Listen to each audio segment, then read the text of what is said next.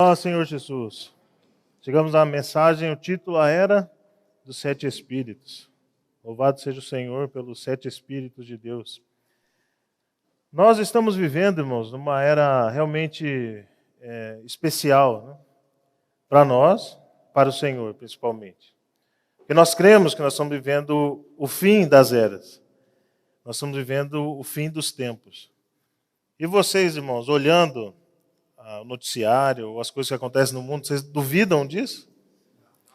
Vocês duvidam que hoje nós estamos vivendo muito próximo da volta do Senhor?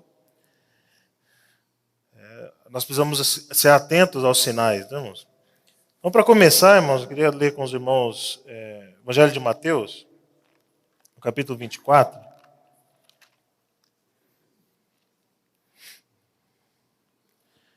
Eu vou lendo para os irmãos a partir do 3, tá? No Monte das Oliveiras, achava-se Jesus assentado, quando se aproximaram dele os discípulos, em particular, e lhe pediram: Dize-nos quando sucederão estas coisas, e que sinal haverá da tua vinda e da consumação do século. Irmãos, aqui os discípulos foram particular com o Senhor, numa comunhão íntima, e pediram: Senhor, dize-nos quando vão acontecer essas coisas e qual é o sinal da tua vinda e da consumação do século. Por que eles foram em particular? Eles estavam preocupados com isso. Qual é a nossa atitude, irmãos, para com a volta do Senhor? Como que está a nossa vida diante da volta do Senhor? Qual é a nossa preocupação com a volta do Senhor? Então o Senhor respondeu, e ele lhes respondeu: Vede que ninguém vos engane, porque virão muitos em meu nome, dizendo eu sou o Cristo, e enganarão a muitos. E certamente ouvireis falar de guerras e rumores de guerras. Vede, não vos assusteis, porque é necessário assim acontecer, mas ainda não é o fim. Porquanto se levantará nação contra nação, reino contra reino, e haverá fomes e terremotos em vários lugares. Porém, tudo isto é o princípio das dores. Então sereis atribulados, e vos matarão. Sereis odiados de todas as nações por causa do meu nome. Nesse tempo, muitos hão de se escandalizar, trair e odiar uns aos outros. Levantar-se-ão muitos falsos profetas e enganarão a muitos.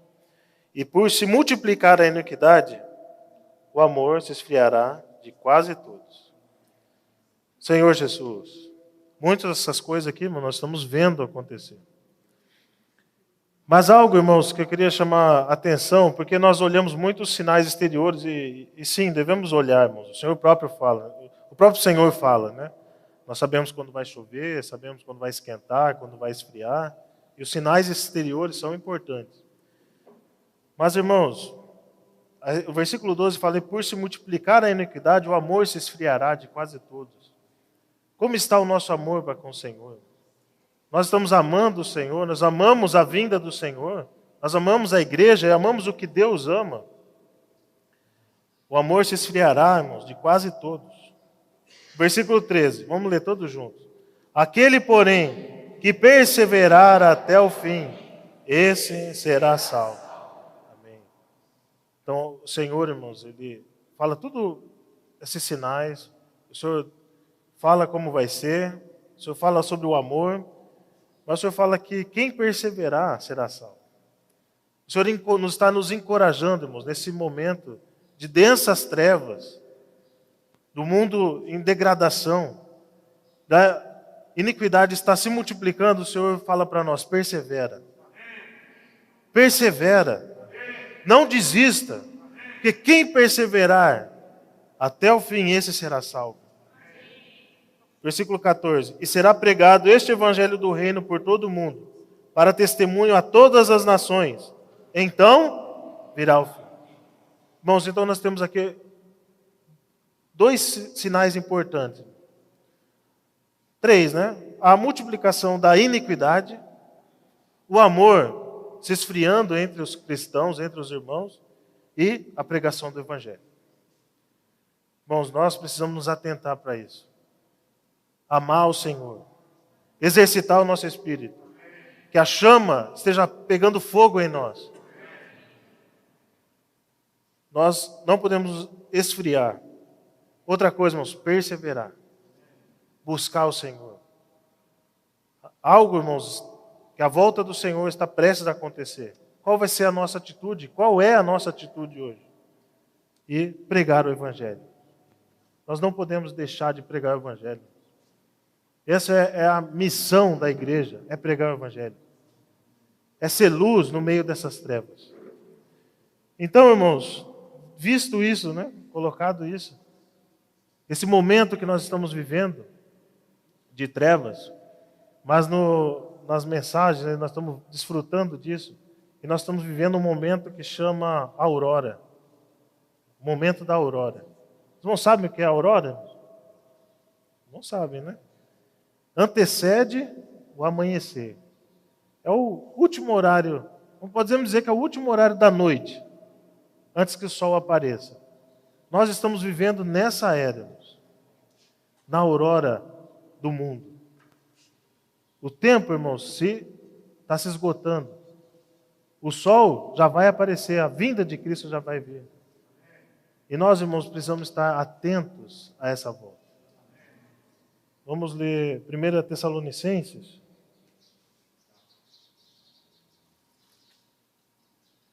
Capítulo 5, a partir do versículo 1. Eu vou lendo para os irmãos, e alguns a gente lê junto, tá? Irmãos, relativamente aos tempos e às épocas, não há necessidade de que eu vos escreva, pois vós mesmos estáis inteirados com precisão de que o dia do Senhor vem como ladrão de noite. O que quer dizer isso, irmãos? Que o dia do Senhor vem como ladrão de noite. Ele vem de surpresa.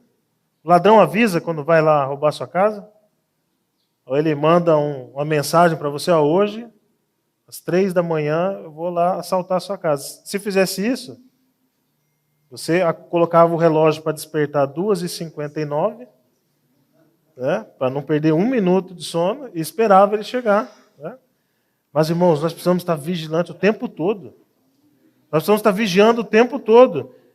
Versículo 3. Quando andarem dizendo paz e segurança, eis que lhes sobrevirá repentina destruição, como vem as dores de parto, a que está para dar à luz, e de nenhum modo escaparão.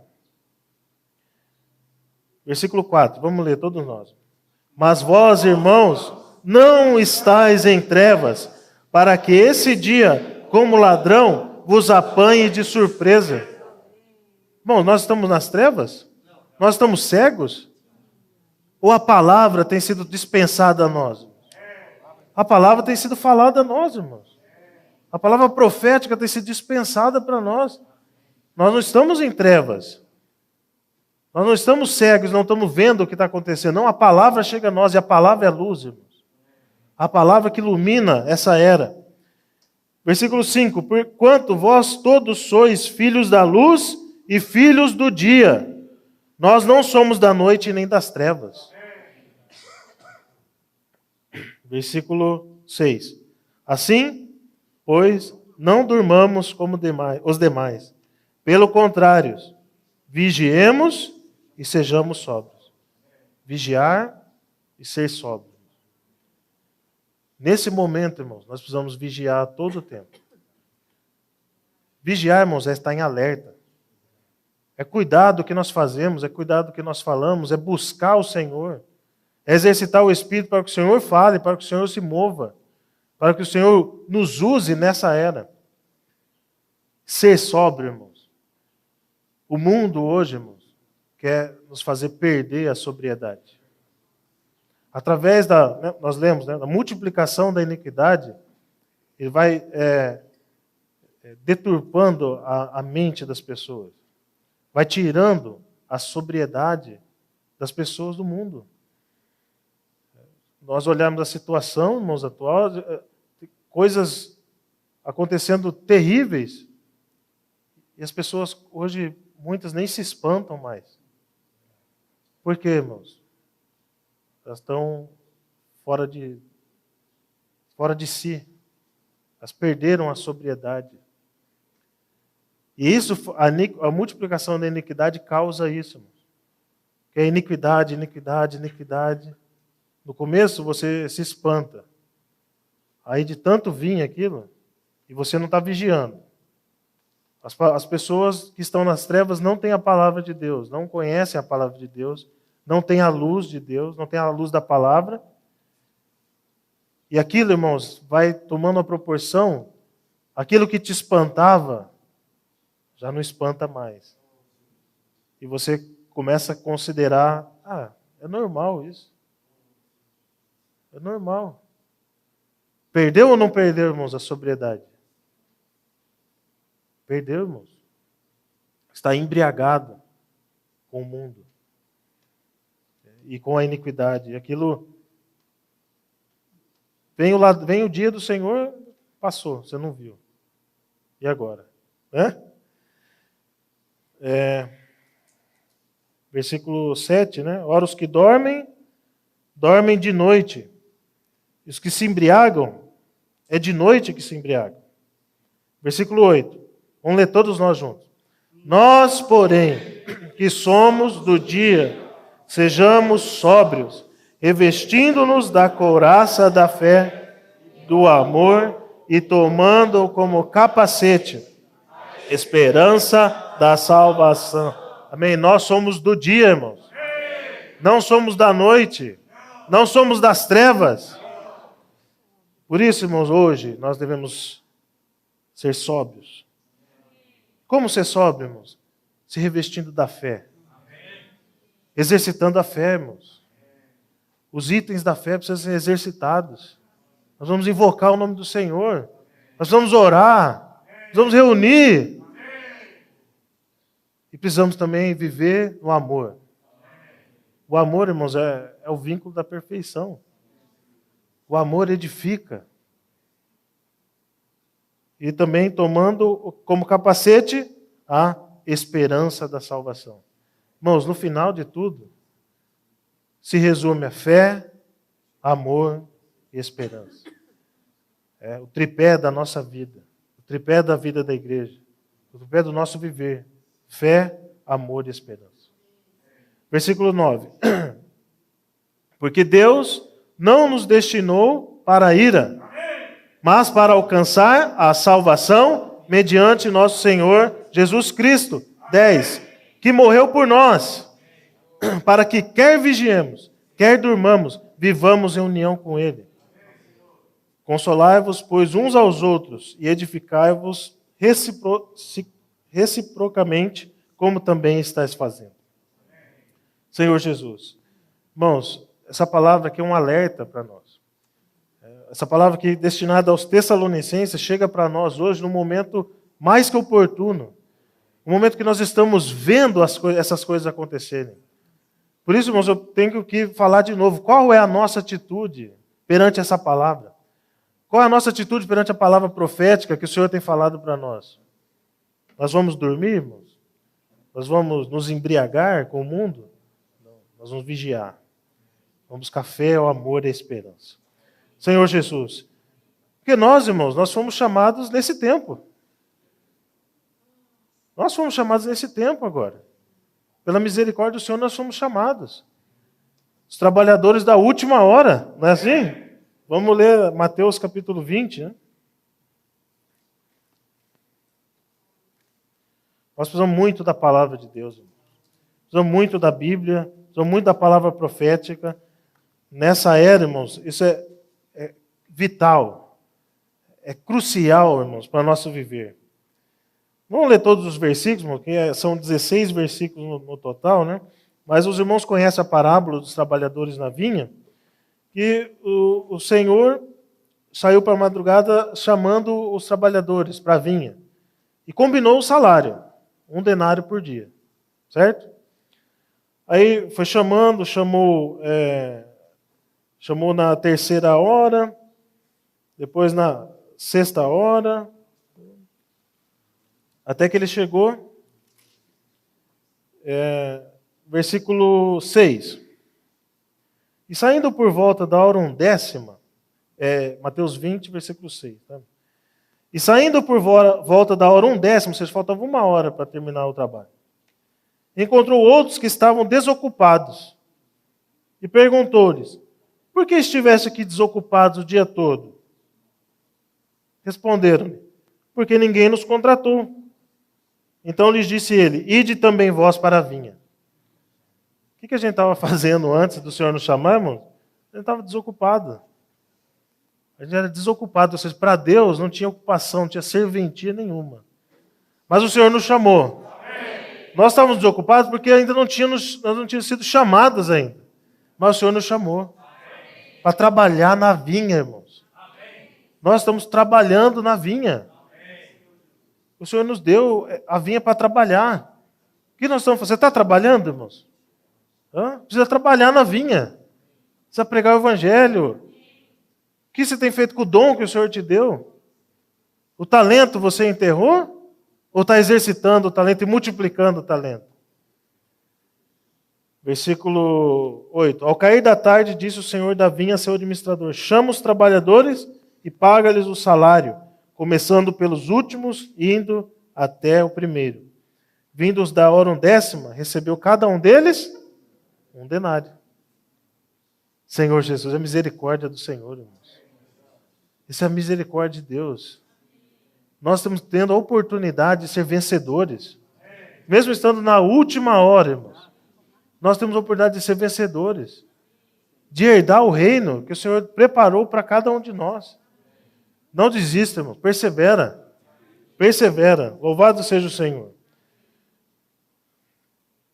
Nós, nesse trabalho, irmãos, quando nós estamos trabalhando, né, ou seja, vivendo a vida da igreja, exercitando os dons, o mundo também vem tentar, irmãos, nos enganar.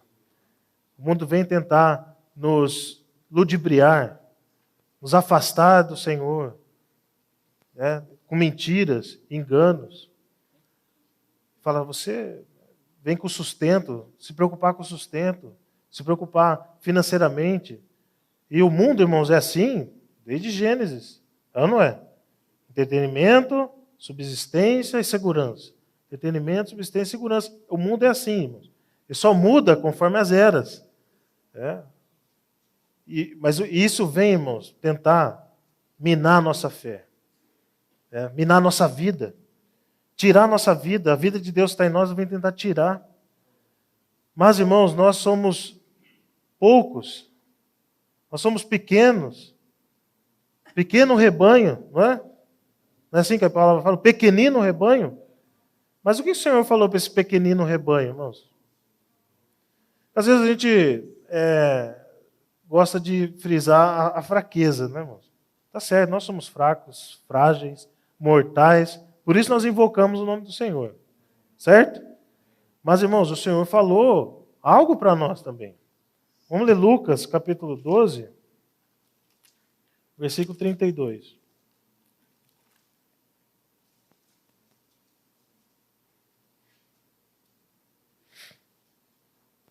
Podemos ler, irmão? Esse todos juntos, tá? Por favor. Não temais, ó pequenino rebanho, porque o vosso Pai se agradou em dar-vos o seu reino. Nós somos um pequenino rebanho, irmão? Sim, amém. Mas o Senhor fala para não temer. Por quê, irmãos? Porque o Pai se agradou em dar-vos o seu reino. Para quem é o reino, irmãos? É para o pequenino rebanho. Não olhe somente para a fraqueza, irmãos. Olhe para aquilo que o Senhor prometeu para te dar. Olha as promessas de Deus para a igreja. Vamos ler também Apocalipse, capítulo 3.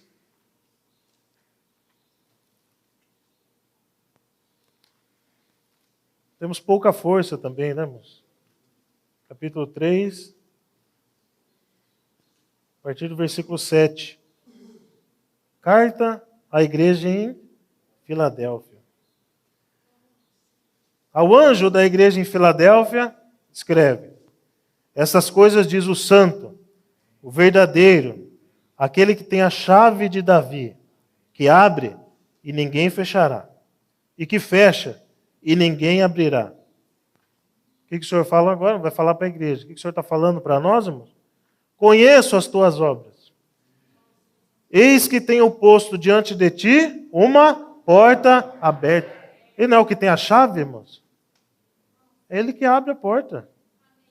E para a igreja, irmãos, ele abriu a porta e está aberta a porta. E essa porta é Cristo. Ele é o caminho. Diante de ti uma porta aberta, a qual ninguém pode fechar, irmãos. Você está passando por dificuldade, irmão? Perseguição, provação? Nada, nem ninguém pode fechar essa porta. O Senhor fala, persevera. Continua. Ninguém pode fechar essa porta. Que tens pouca força. Nós não, de novo, né, irmãos? Nós não negamos isso. Nós temos pouca força. Nós somos pequenino rebanho. Nós somos trabalhadores da última hora. Entretanto, guardaste a minha palavra e não negaste o meu nome. Qual que é a característica, irmãos? A nossa característica? Guardar a palavra e não negar o nome. Irmãos, que nós somos fracos, o Senhor já sabe. O Senhor já sabe. Então, irmãos, a gente ir e lamuriar diante de Deus, né? A nossa fraqueza, o Senhor sabe, conhece a nossa fraqueza. Mas o Senhor fala, guarda a palavra. Invoca o meu nome. Exercita o dom, exercita o teu espírito. Eis fareis que alguns, versículo 9, dos que são da sinagoga de Satanás, desses que a si mesmos se declaram judeus e não são, mas mentem, eis que os farei vir e prostrar-se aos teus pés e conhecer que eu te amei. Porque guardaste a palavra da minha perseverança. Também eu te guardarei da hora da provação, que há de vir sobre o mundo inteiro, para experimentar os que habitam sobre a terra. Bom, você teme a grande tribulação? Você teme essa provação que há de vir sobre o mundo inteiro? Se você teme, irmãos, guarda a palavra. Guarda a palavra, não nega o Senhor, porque o Senhor vai guardar você. O Senhor vai te guardar dessa hora. Venho sem demora. Conserva o que tens, para que ninguém tome a tua coroa. O Senhor está falando para nós, irmãos, conservar o que nós já temos. O que nós temos, irmãos? A palavra e o nome. Essa é a coroa, irmãos. A palavra e o nome do Senhor. Conserva o que tens para que ninguém tome a tua coroa. Louvado seja o Senhor, irmãos. Nós possamos guardar a palavra, invocar o nome do Senhor. Porque, irmãos, nessa era, irmãos, no fim dos tempos, o mais importante, irmãos, está em guardar a palavra. E, é lógico, o nome do Senhor. Guardar a palavra, irmãos, o que é guardar a palavra? Literalmente, né? Você pode falar guardar a palavra, eu fecho a Bíblia e guardo a palavra. Isso não é guardar a palavra segundo a Bíblia, irmão. O que é guardar a palavra, então, irmãos? Viver.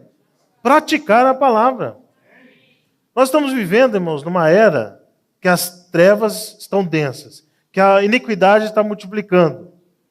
O que nós precisamos fazer? Só conhecer a palavra? Não, nós vamos conhecer, guardar a palavra, praticar a palavra. Apocalipse, irmãos, essa palavra, né? Apocalipse quer dizer revelação. Revelar é algo que tirar algo que está encoberto. O que está registrado em Apocalipse não estava encoberto nos mistérios de Deus, mas foi revelado para nós. Coisas que aconteceram, que estão acontecendo e que ainda vão acontecer. E nessa palavra, irmãos, aqui que é o apóstolo João, né, que escreve, no seu ministério, né, no seu ministério ulterior, né, ou seja, o ministério depois, né, depois de Paulo, João teve o seu ministério. E aqui, irmãos, João vem para consertar e revelar algumas coisas. Por exemplo, o Evangelho de João é retratado Jesus como Deus, como nenhum outro evangelho.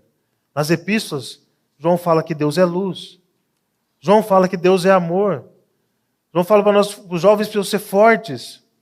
Isso são tudo palavras finais ali do ministério de João. E Apocalipse está nessa parte do ministério de João. E vamos ler então Apocalipse capítulo 1.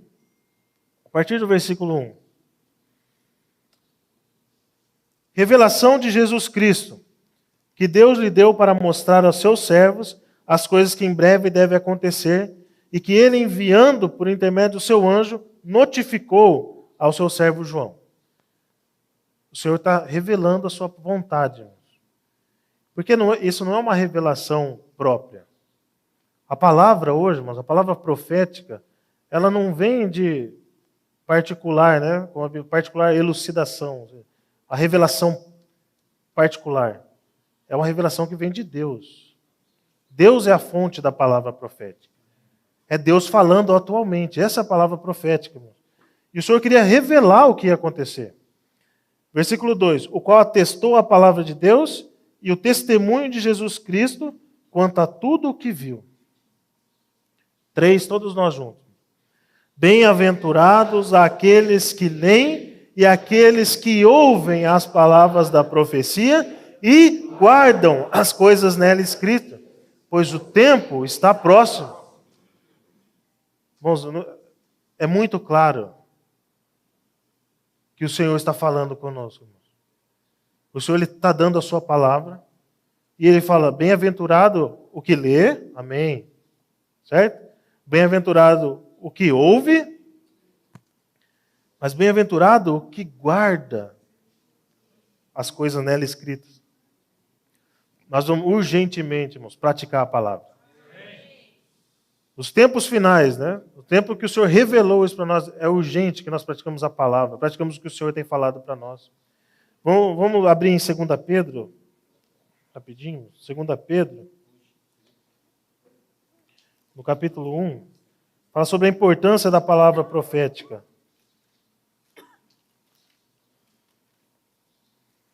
Versículo 2 Pedro, versículo 19. Temos, assim, tanto mais confirmada a palavra profética, e fazeis bem em atendê-la. Como a uma candeia que brilha em lugar tenebroso, até que o dia clareie e a estrela da alva nasça em nosso coração. Irmãos, essa é a importância da palavra profética hoje na nossa vida. Nós fazemos bem se nós atender a ela, ou seja, se nós praticarmos, nós aguardarmos. Como uma candeia que brilha em lugar tenebroso. O que está brilhando, irmãos, nessa era? O que brilha, irmãos, nessa era hoje? A igreja. Por quê? Porque na igreja está a palavra profética. Na igreja está o falar de Deus. Deus está falando e está brilhando, irmãos, no meio dessa era de trevas.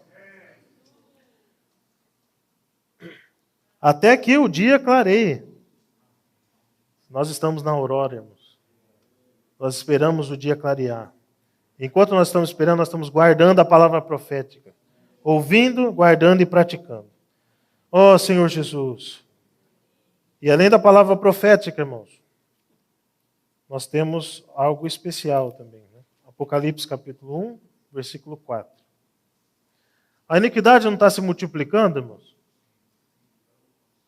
É galopante, né? Muito.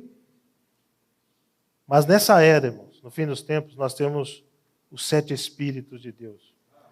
Versículo 4. João, as 7 igrejas que se encontram na Ásia. Graça e paz a vós outros. Da parte daquele que é, que era e que há de vir. Da parte dos 7 Espíritos que se acham diante do seu trono. O número 7, irmãos, na Bíblia, ele mostra algo completo. Em Apocalipse, são várias citações do número 7. 7 Espíritos, 7 igrejas, 7 selos, né? Mostra que é algo completo. O Espírito, irmãos, os 7 Espíritos nessa era, nós podemos desfrutar da completude do Espírito. Ou seja, o que isso quer dizer, irmãos? Tudo o que você precisa está no Espírito. Não existe, irmãos, provação que o Senhor não passou. Está no Espírito. Você precisa de mansidão? Está no Espírito. Você precisa de paciência? Está no Espírito. Perseverança está no Espírito. Nós temos o Espírito 7 vezes intensificado. Não importa, irmão, se a iniquidade está se multiplicando, se as trevas são densas, nós temos os 7 Espíritos e temos uma palavra profética para brilhar no meio dessa era. E por falar em brilhar, irmãos, qual é a nossa responsabilidade hoje? Nós somos a luz do mundo, não é, irmão? Luz do mundo. As pessoas, irmãos, estão perdidas. As pessoas do mundo estão perdidas, os incrédulos estão perdidos no meio dessa era, no meio da escuridão. Cegos, e tem cego guiando outro cego. Não é assim, irmãos? Fala. Qual é a nossa responsabilidade, irmãos? Você tem uma luz na sua mão. Eu falo da palavra profética, uma candeia, uma lanterna. Nós precisamos iluminar as pessoas. Levar essa luz para as pessoas. E como você faz isso? Pregando o Evangelho. Pregando o Evangelho. Toda a oportunidade que você tenha para levar a palavra, leve o Evangelho, irmãos. Leve essa luz para outras pessoas. Leve a salvação para outras pessoas. Ontem, irmãos, os irmãos acompanharam. Ontem teve o Avança Jovem, a Fábrica de Vencedores, que é o evento global do Avança Jovem. Todas as igrejas do mundo participam. Irmãos, saíram para pregar o Evangelho, irmãos. E foram pregar o Evangelho. Teve centenas de igrejas confirmando a participação no mundo todo. Nós recebemos aqui no grupo da coordenação dos jovens, Argentina, Paraguai, Estados Unidos, na Europa, saindo para pregar o Evangelho. Essa é a nossa responsabilidade, irmãos. Nossa missão fazer isso. Nós vamos deixar as pessoas irem para o lago de fogo, deixar essas trevas tomarem conta e vamos olhar e não fazer nada. O Senhor falou, ide. Não é, irmãos? Ide, pregar o Evangelho, fazer discípulos de todas as nações. Nós possamos pedir para o Senhor que isso queime no nosso coração, irmãos. Para que isso queime no nosso coração, nós vamos invocar o nome do Senhor, orar, falar, Senhor, eu quero retomar essa minha responsabilidade. Porque segundo Paulo, se ele pregava o Evangelho, ele não tinha nada que se gloriar. Não é assim, irmãos? Porque sobre ele pesava essa responsabilidade, essa obrigação. Mas mesmo assim, o Senhor nos ama muito. E Ele nos motiva com seu amor. O amor que Ele tem pelas pessoas. Nós não temos, irmão, esse amor pelas pessoas. Mas o Senhor tem. E o Senhor está dentro de nós. Está dentro do nosso espírito. Louvado seja o Senhor, irmãos. Sejamos luz nessa era de trevas. Amém. Vamos desfrutar, né, irmãos? Para ainda animar os irmãos para pregar o Evangelho, vamos desfrutar do S17. Amém?